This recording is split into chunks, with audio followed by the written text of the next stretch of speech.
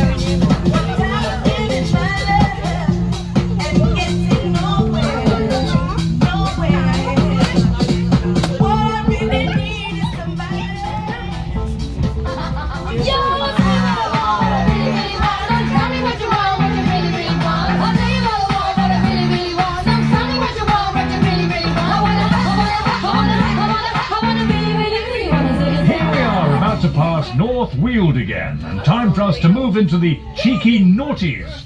Do you remember? Do you remember the black-eyed peas? Yes. I do.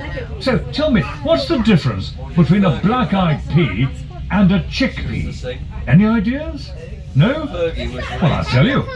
The black-eyed pea can sing us a tune, but the chickpea can only hum us one. Hum us one. Okay, they don't get any better, do they? Anyway, let's get back into the naughties. 1, 2, 3,